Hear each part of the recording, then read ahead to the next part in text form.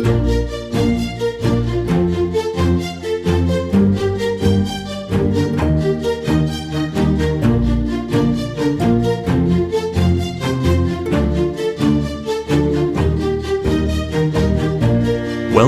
to Timeless Tales, where the classics come to life, one story at a time. I'm your host, James, and today we're delving into the captivating world of mystery with Agatha Christie's The Case of the Missing Will. In this enthralling detective tale, secrets lurk behind every corner as a missing will unravels a web of deceit and hidden motives. Prepare to be drawn into a labyrinth of clues and red herrings that will keep you guessing until the final reveal. So grab your magnifying glass and join me as we uncover the truth behind this puzzling case.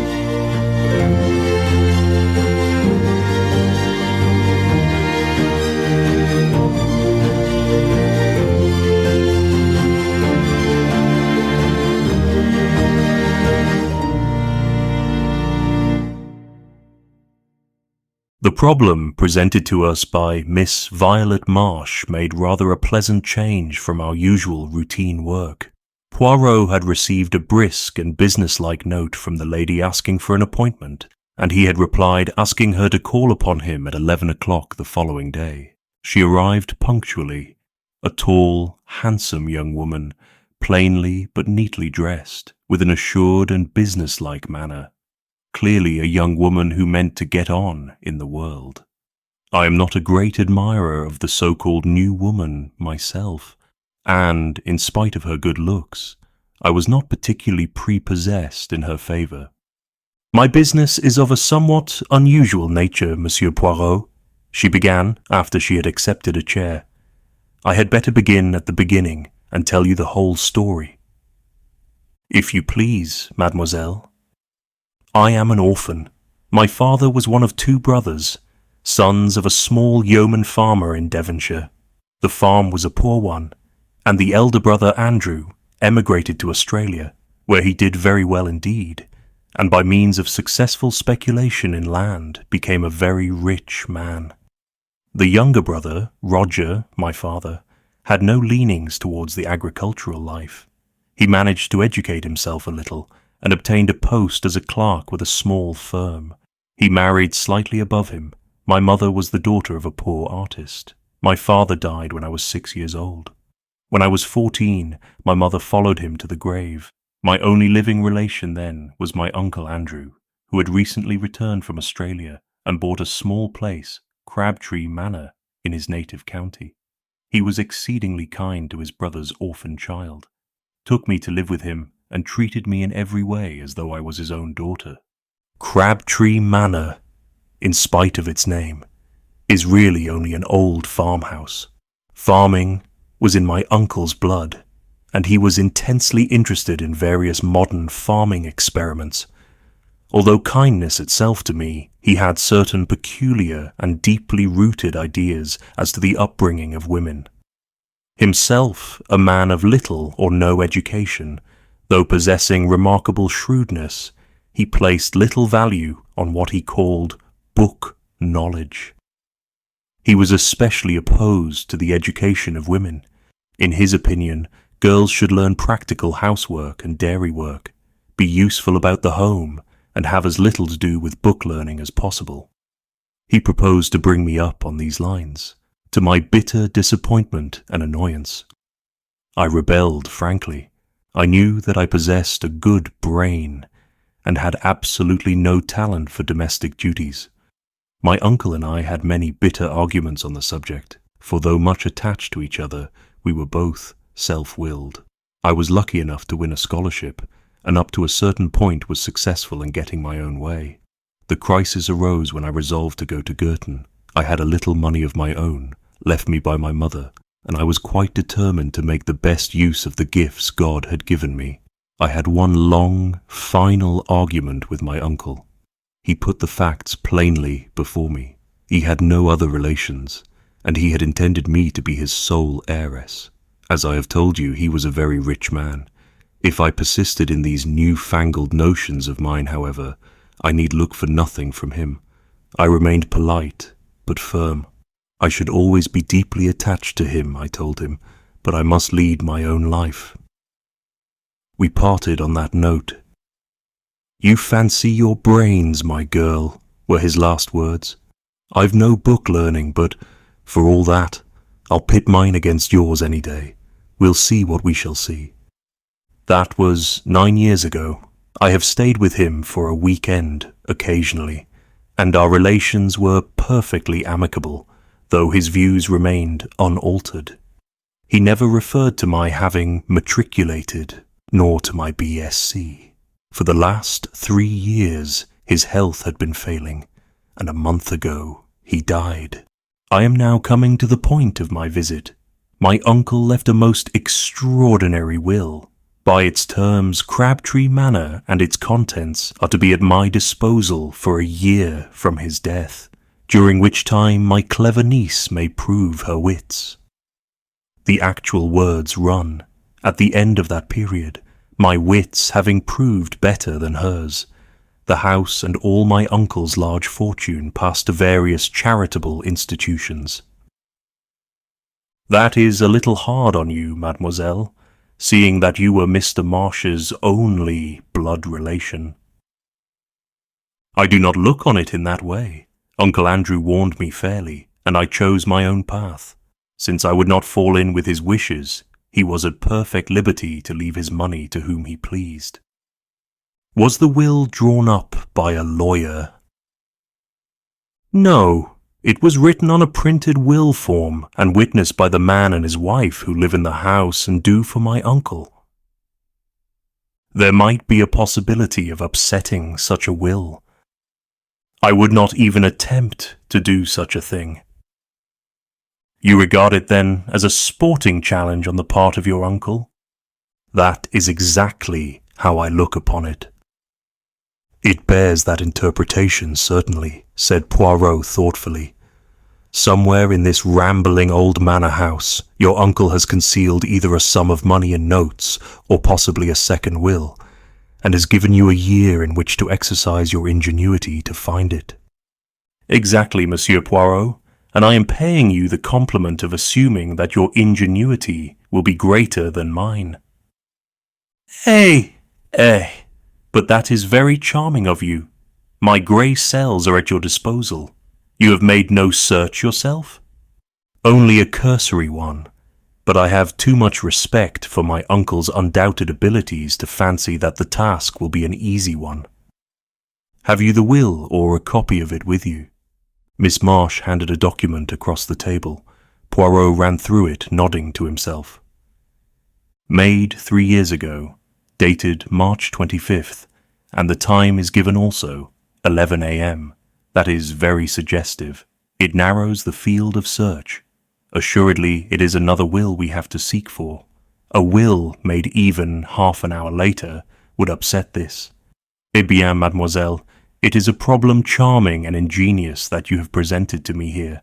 I shall have all the pleasure in the world in solving it for you. Granted that your uncle was a man of ability, his grey cells cannot have been of the quality of Hercule Poirot's. Really, Poirot's vanity is blatant. Fortunately, I have nothing of moment on hand at the minute. Hastings and I will go down to Crabtree Manor tonight. The man and wife who attended on your uncle are still there, I presume? Yes, their name is Baker. The following morning saw us started on the hunt proper. We had arrived late the night before. Mr. and Mrs. Baker, having received a telegram from Miss Marsh, were expecting us. They were a pleasant couple, the man gnarled and pink-cheeked like a shriveled pippin, and his wife a woman of vast proportions and true Devonshire calm. Tired with our journey and the 8-mile drive from the station, we had retired at once to bed after a supper of roast chicken, apple pie, and Devonshire cream.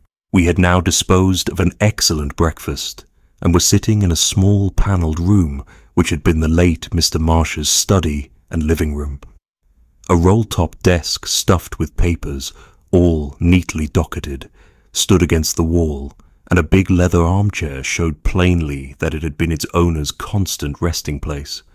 A big chintz-covered settee ran along the opposite wall, and the deep low window seats were covered with the same faded chintz of an old-fashioned pattern.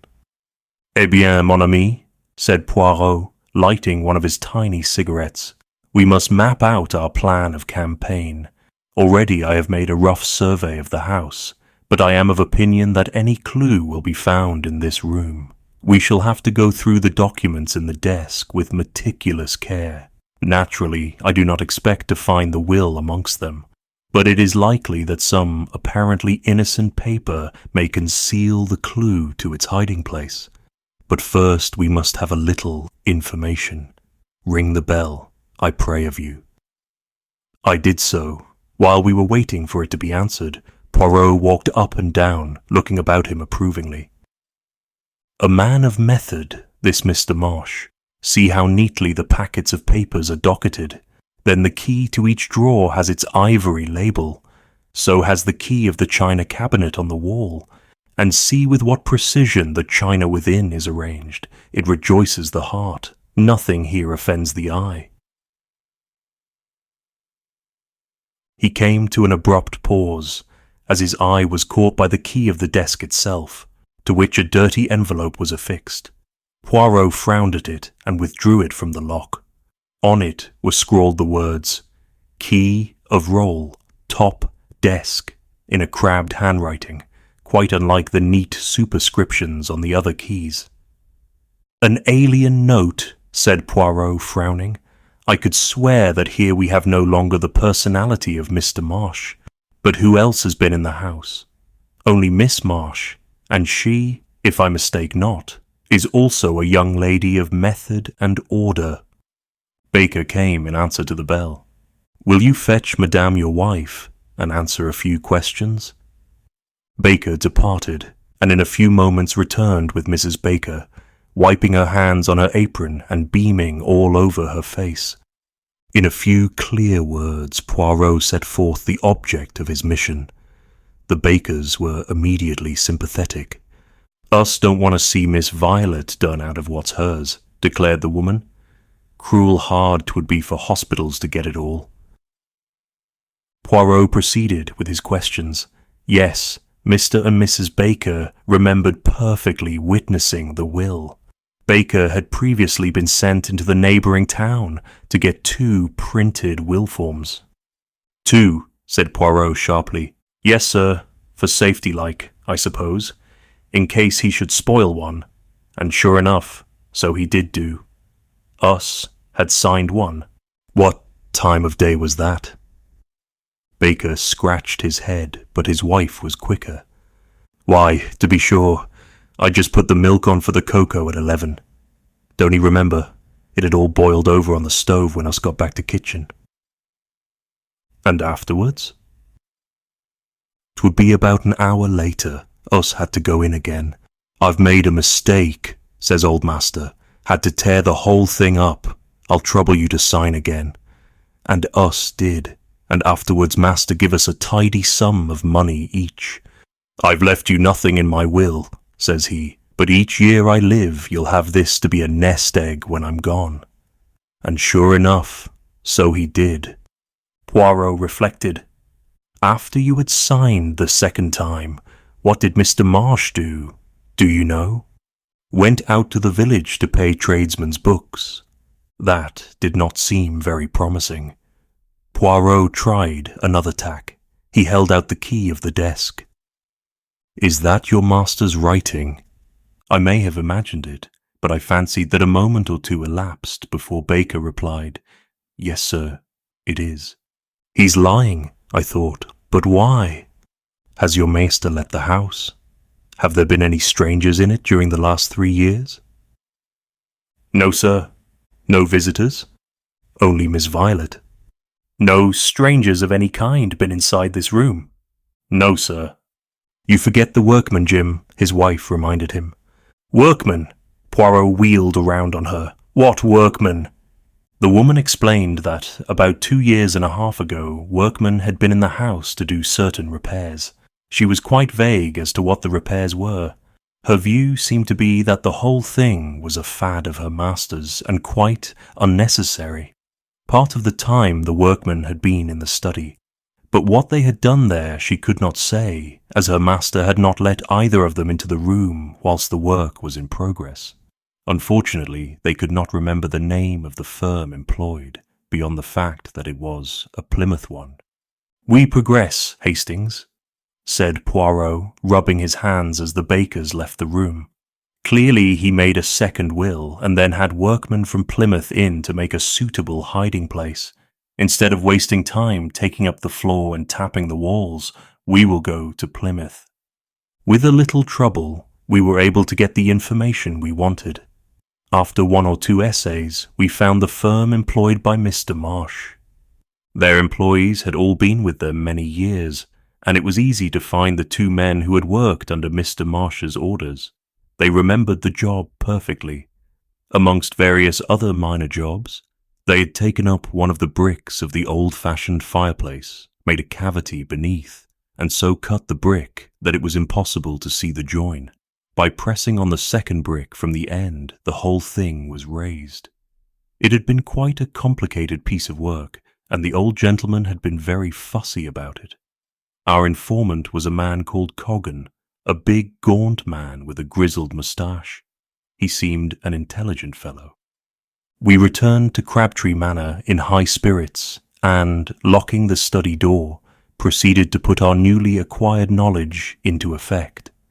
It was impossible to see any sign on the bricks, but when we pressed in the manner indicated, a deep cavity was at once disclosed. Eagerly, Poirot plunged in his hand. Suddenly his face fell from complacent elation to consternation. All he held was a charred fragment of stiff paper, but for it the cavity was empty. "Sacré!" cried Poirot angrily. "Someone has been before us." We examined the scrap of paper anxiously. Clearly it was a fragment of what we sought. A portion of Baker's signature remained, but no indication of what the terms of the will had been. Poirot sat back on his heels. His expression would have been comical if we had not been so overcome. "I understand it not," he growled. "Who destroyed this, and what was their object?" "The Bakers," I suggested. "Pourquoi? Neither will makes any provision for them, and they are more likely to be kept on with Miss Marsh than if the place became the property of a hospital. How could it be to anyone's advantage to destroy the will? The hospital's benefit, yes, but one cannot suspect institutions." "Perhaps the old man changed his mind and destroyed it himself," I suggested. Poirot rose to his feet, dusting his knees with his usual care. "That may be," he admitted. "One of your more sensible observations, Hastings. Well, we can do no more here. We have done all that mortal man can do. We have successfully pitted our wits against the late Andrew Marsh's, but unfortunately his niece is no better off for our success." By driving to the station at once, we were just able to catch a train to London, though not the principal express. Poirot was sad and dissatisfied. For my part, I was tired and dozed in a corner. Suddenly, as we were just moving out of Taunton, Poirot uttered a piercing squeal. "Feet, Hastings! Awake and jump! But jump, I say!" Before I knew where I was, we were standing on the platform, bareheaded and minus our valises, whilst the train disappeared into the night. I was furious, but Poirot paid no attention. "Imbecile that I have been," he cried. "Triple imbecile! Not again will I vaunt my little grey cells." "That's a good job at any rate," I said grumpily. "But what is this all about?" As usual, when following out his own ideas, Poirot paid absolutely no attention to me. "The tradesmen's books. I have left them entirely out of account. Yes, but where? Where? Never mind. I cannot be mistaken. We must return at once." Easier said than done. We managed to get a slow train to Exeter, and there Poirot hired a car. We arrived back at Crabtree Manor in the small hours of the morning. I pass over the bewilderment of the bakers when we had at last aroused them. Paying no attention to anybody, Poirot strode at once to the study. I have been, not a triple imbecile, but 36 times 1, my friend, he deigned to remark. Now, behold. Going straight to the desk, he drew out the key and detached the envelope from it. I stared at him stupidly. How could he possibly hope to find a big will form in that tiny envelope? With great care he cut open the envelope, laying it out flat. Then he lighted the fire and held the plain inside surface of the envelope to the flame. In a few minutes, faint characters began to appear. "Look, mon ami!" cried Poirot in triumph. I looked. There were just a few lines of faint writing stating briefly that he left everything to his niece, Violet Marsh. It was dated March 25th, 12:30 p.m., and witnessed by Albert Pike, confectioner, and Jessie Pike, married woman. "But is it legal?" I gasped. "As far as I know, there is no law against writing your will in a blend of disappearing and sympathetic ink. The intention of the testator is clear, and the beneficiary is his only living relation.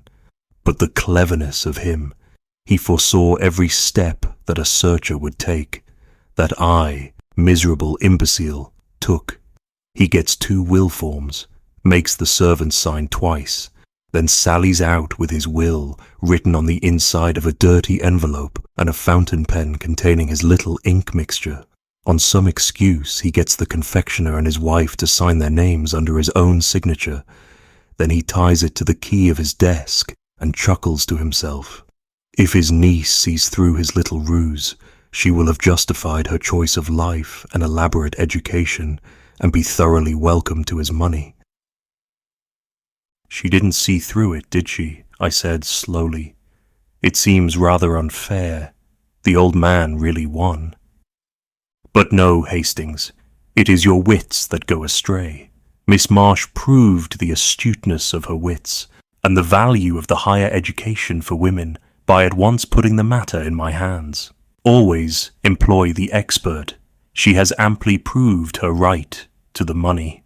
I very much wonder, what old Andrew Marsh would have thought.